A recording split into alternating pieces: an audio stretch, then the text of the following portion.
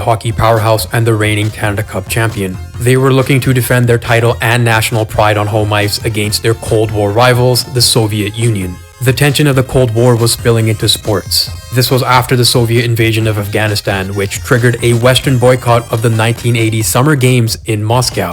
1980 was also the year of the Miracle on Ice. The Soviets were out for redemption, but nobody could have predicted what happened that night. Canada's dream team, stacked with legends like Wayne Gretzky, Guy Lafleur, Mike Bossy, Marcel Dionne, and Gilbert Perreault amongst others, was dismantled by the Soviet machine. This loss left Wayne Gretzky in tears and sent shockwaves throughout the hockey world. Did the Soviets dethrone Canada as the preeminent hockey power?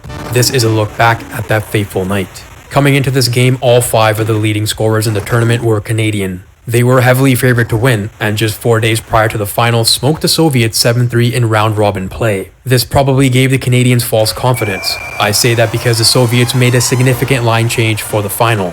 Instead of playing their backup goalie Vladimir Mishkin, the Canadians had to face international legend Vladislav Tretiak, who will feature heavily in this video. Let's hop into a time capsule and revisit this game. But before we get into it, please drop a like and subscribe. I'm trying to get to 10,000 and I can do it with your help. This game was played at the old Montreal Forum. Originally, organizers wanted to host it in Toronto, but Leafs owner Harold Ballard was a staunch anti-communist and he didn't want the Soviets in his arena. Toronto's loss was Montreal's gain. Prior to puck drop, a ceremony was held for the late Terry Fox, who passed away earlier that summer. What happened to this country? We used to honor our heroes. Put Terry Fox back in the passport. You feel pure nostalgia listening to the national anthems, particularly the old Soviet anthem. Whenever you hear it, the hair on the back of your neck stands. There is a dark and sinister vibe to it, kind of like the evil empire. There's an element of mystery as well. As the camera pans through the Soviet lineup, who are these players? What are they capable of, and how did they get here? The ceremonial puck drop featured Will, who looks like he just came back from the Upside Down.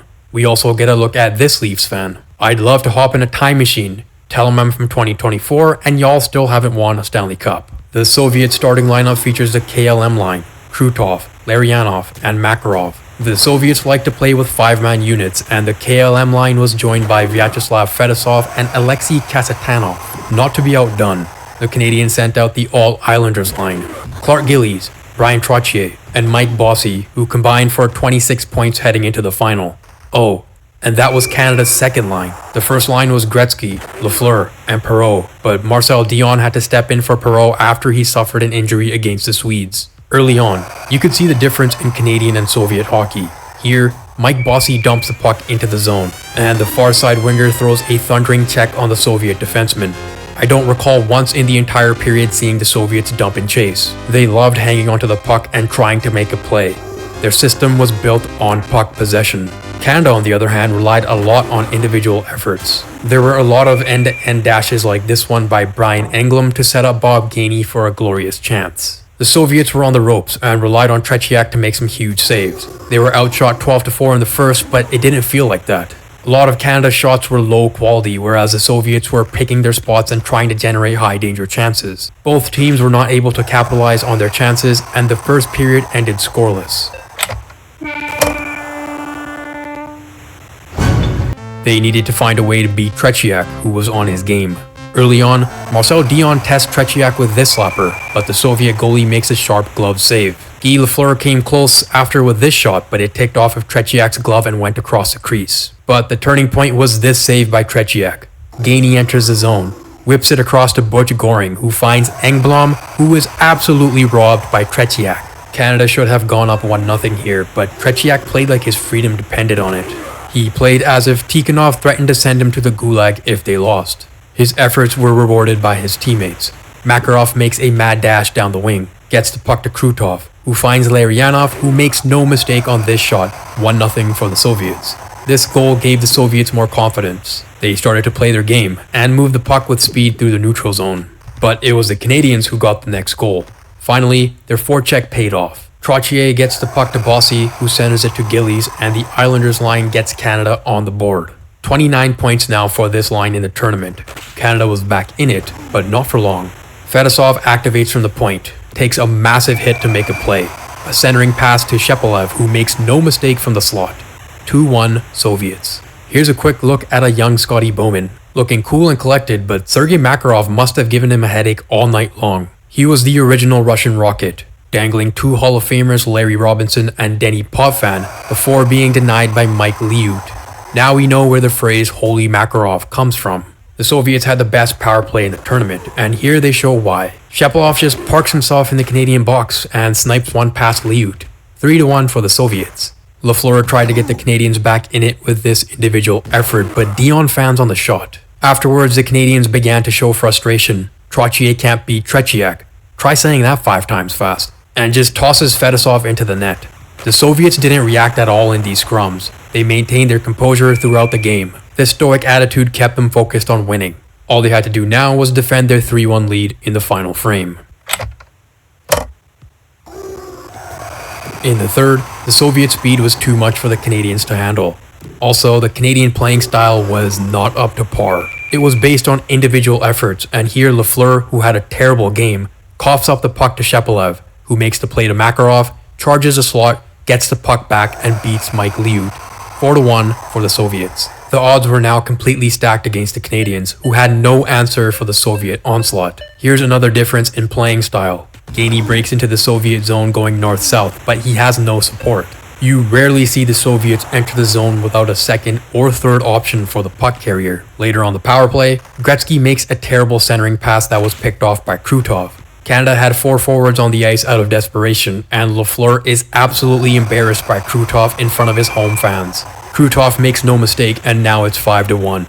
The entire arena is stunned into silence by the Soviets. You could hear a pin drop. You could see it in Canada's play after. They were shell-shocked. They couldn't even connect on simple passes.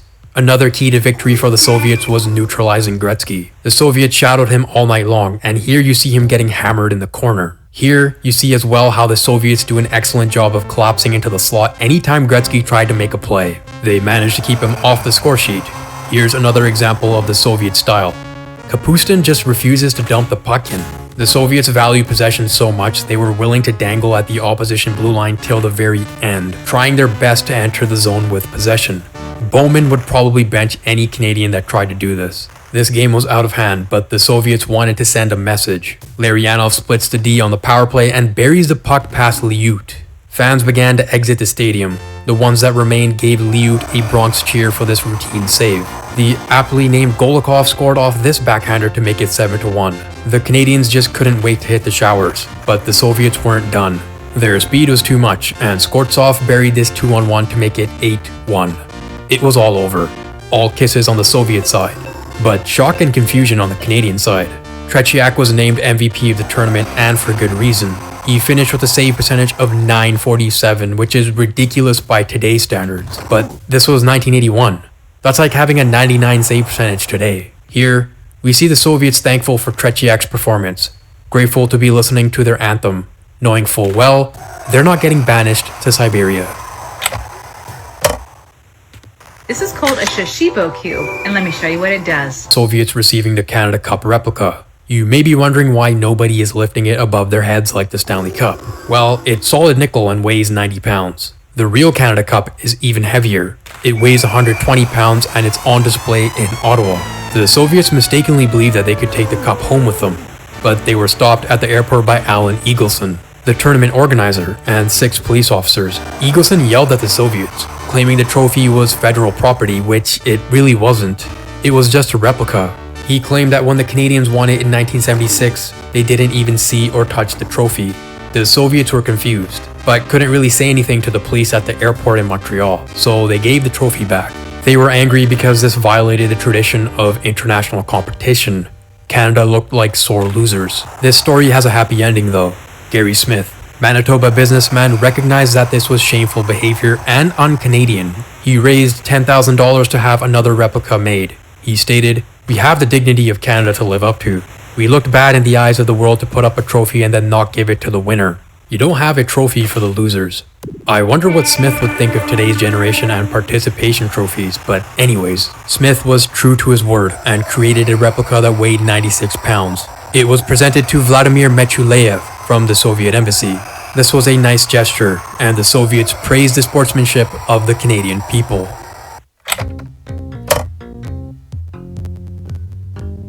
Liut unfortunately became the scapegoat, but this was a team effort. None of the skaters showed up that night. But what if I told you some good came out of this loss? This tournament almost didn't happen due to financial reasons. And if the Canadians had won, it very possibly could have been the last Canada Cup. But nobody wanted to end on a sour note.